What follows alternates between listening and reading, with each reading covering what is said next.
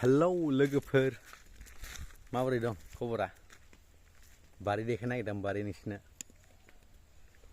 नाय first second time थाइबाय आरोना नुखै बेसेबांबा गिदिर खमलाफोरा नै खमला जाखुफा नागिरला रावबो गैखाया डेन्जार नै ओरै अबेबा थायनांगौबाथाय डेन्जार मोनखावखाबो ओमफ्राय खमलाफोरा नै गाहाय गाहायावनो दं रावबो गैया बिस्रा सासेल' दं फिसालाफोरा बेलेगाव मावो आरो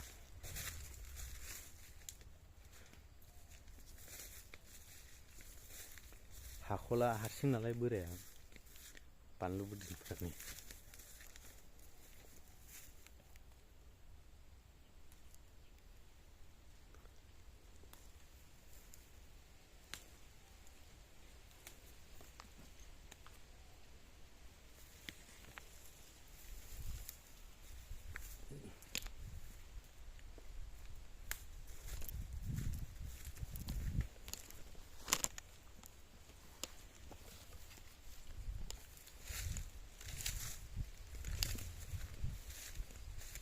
हाग्रा बारि जाजोब्बाय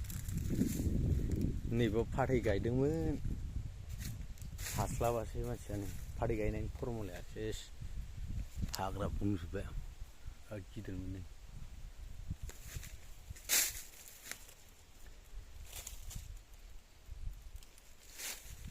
हारसिं मानसिना हाख'वा बारियावनो थाल लालायो थाल लाया माने दै खुरजोबसिगोन बुस्थुआ बेखायनो नै नुहुरख'लाया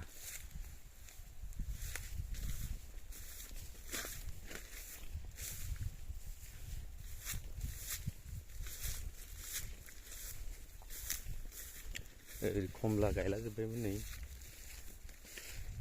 एस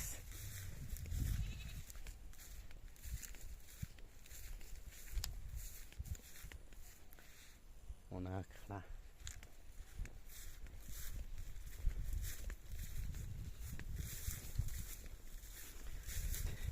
नुबाय काहिनिया मा जाना दं बेखायनो गोसो नाङासै मानसिया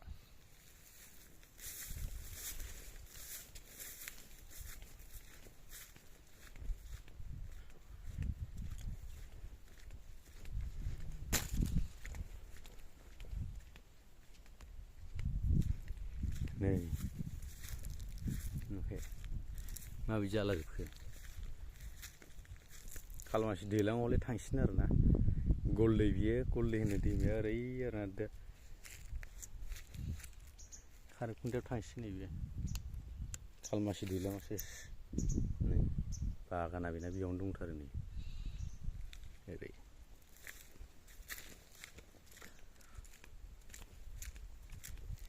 दैखौनोथ' मा खालामनो हाबावगोन नै खालमासिथ' सेस जों गामिया मा जाबावगोनथाय नै ओरैनोबाथ' दैयानो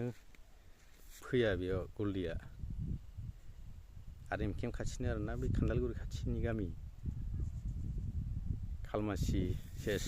दैज्लाङाव जों गामिया बैयाव सौफैगोन आरो बे दैया नै ओरै फैनानै नैबे ओरै सौफैनानै होमबाथाय सेस मेन दैमायानो ओइ जरखिसोमोन नै बिजोंसोमोन ओरै फैबाय जों गामिखिसो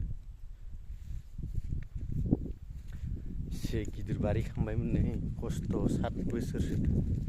8 बोसोरसो जाबायमोन ओइनि बारि ओरै बेफोराव सेस सौहैजोब्बाय सोर नायबावगोन दा बेफोरखौ